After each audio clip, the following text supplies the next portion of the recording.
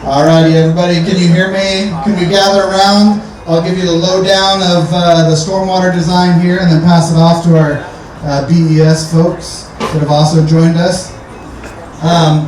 My name is Sean Salatino. I work with KPFF. We're the civil engineers on this project. Just a brief overview of the stormwater design here and the idea. The idea is to take a city lot and a building that would otherwise be 100% impervious and turn it as much as we can into native soils, native plantings. And so that's what we attempted to do here with especially the help of the architectural design team, the landscape architect's place, is to, at the very top where we could, install green roof. So the typical eco roof with the mechanical systems up on the very top floor where we can't see, that is eco roof and pathways around mechanical systems. And as we stair step down with this building, there was a story that the landscape architect and the architects wanted to tell to kind of bring us into the Pacific Northwest, where we start up at Mount Hood and we have the rivers that fall down and then into the forest. And so that's the story that they were designing to with the cascading terraces. At this amenity deck space, we tried to incorporate as many landscaped areas as we could to limit the amount of impervious surface. And then for areas of the roof where we couldn't treat stormwater, that is then connected down at street level. So on 3rd and Ankeny, there are stormwater planters that treat and store stormwater before sending it to a combined sewer. On level 6 down below, so if you come over to the south side of the building and are brave enough to look over the edge of the glass, you can see some of the stair-stepping terraces. And the idea is to take each terrace and has a raised deck similar to this wood deck over here, and send the stormwater down into a trough. The trough then is collected into a spout that goes into a stormwater planter. It's the circular, smaller planters over on those sides. That treats and detains stormwater, and then from that deck level it goes down to the next one, to the next. So it's treating level 6, 5, 4, and 3.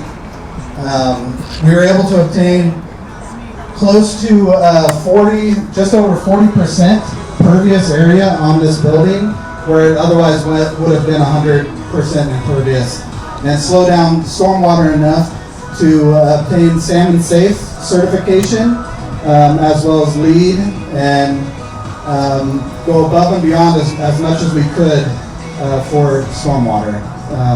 I appreciate all you all for coming and participating in this. It was a pretty amazing experience. I'm grateful for that. I'll pass it off to our folks at BES who handled inspection on this. Awesome, thank you.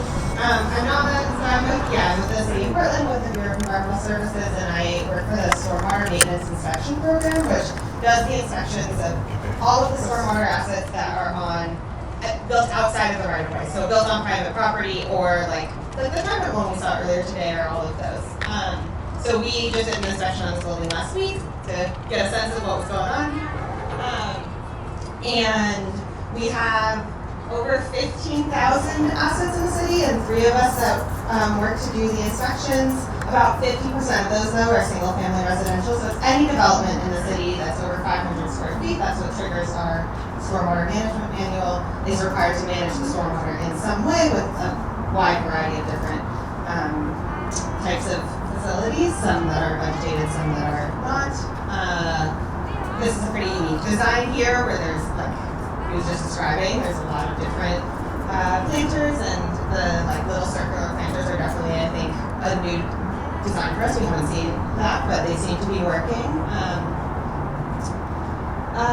So generally with our inspections, we're looking for compliance with the operation and maintenance plan that's filed at construction. And with vegetative facilities, what we look at is vegetation coverage. That's a big part of our inspection, making sure that vegetation coverage is over 90% is the metric.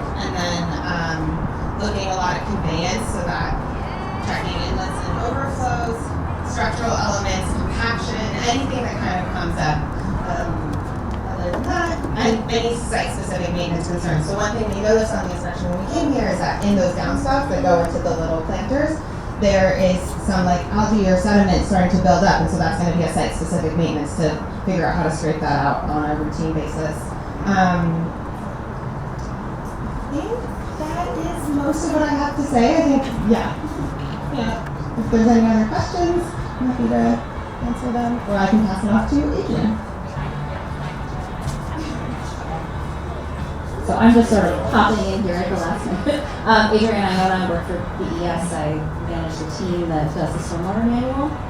And I was just kind of going to give a little bit of a kind of regulatory update, something that's sort of happening right now at the City of Portland. The Bureau of Planning and Sustainability is doing a housing regulatory relief package. And this is something, there's so much emphasis on increasing housing production in Portland and across the state to kind of meet this deficit of housing that we have in the state. And so as part of that, the city is actually going to temporarily waive the Central City Eco Roof requirement and the bird safe glazing requirement for 5 years. So that's something that's out for review right now, and will be at the Planning Commission in October, to council in December, and is targeted to be in effect in early 2024. And that will apply to any building in the central city that includes any housing. So that's a kind of a big change for the kind of additional requirements that the city has placed in the central city. There's other things that they're looking at, the bike parking requirements, active use of the ground floor, non-conforming upgrades, loading standards, some other design standards, and then some process improvements. So I thought this was a good time, like while we're in the central city looking at a new development, to kind of share that information with everybody.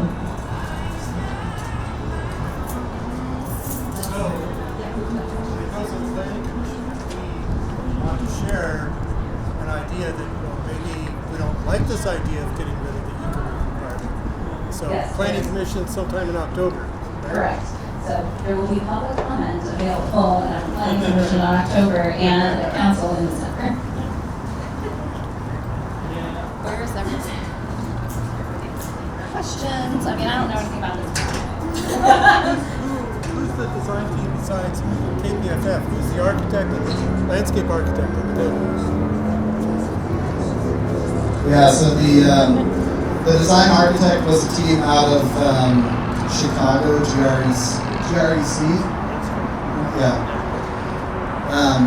And the landscape architect is placed here in Portland, civil engineers, KPFF, as well as structural engineers. Also the mechanical system, and plumbing, I can't recall off the top of my head, but Hoffman Construction. The deck system was a huge collaborative effort between plumbing and civil, because it's all roof deck. It goes to plumbing, drainage structures, but also have to then connect to civil. One other question. So this developer went beyond city requirements, and I'm just wondering who's the developer as well. Developer is Girdling Eveling.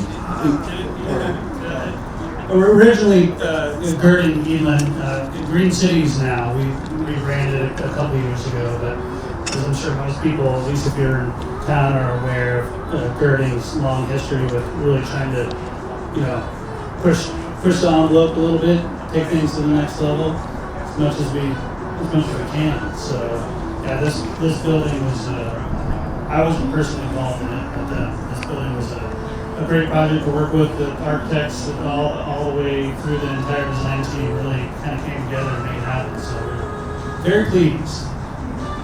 Yes, good work. I have a question.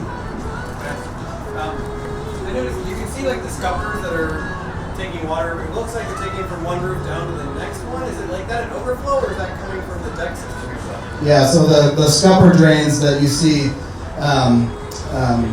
that come down and then run into the stormwater planters, it is a deck system similar to these concrete pavers or the wood decking. There's a drainage pan underneath, and so that is collected. That's the roof collection that goes to the scupper into the stormwater facility, into the planters. And so those planters are designed as like City of Portland standard planters, not eco roofs. Yeah, City of Portland standard planters. That's right, not eco roofs, and they do have the typical 18-inch growing media with the plantings on top. There's storage depth of 12 inches with an overflow structure. The overflow and the underdrain pipe, with collaboration with the plumbing, it connects to then the roof drain system that connects down into third to the combination sewer main.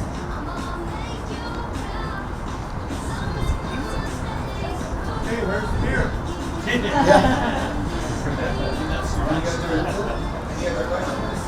Any other questions you might have? I encourage you, if you're brave enough, to look over the glass there. Otherwise, we do have a cardboard a foam board showing those terraced planter systems. But thank you very much for coming.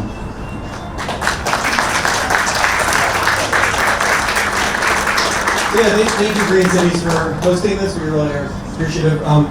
As everyone knows, the final stop is the happy hour at Produce Row, so no need to ride away back to your home. We're going to be at Produce Row.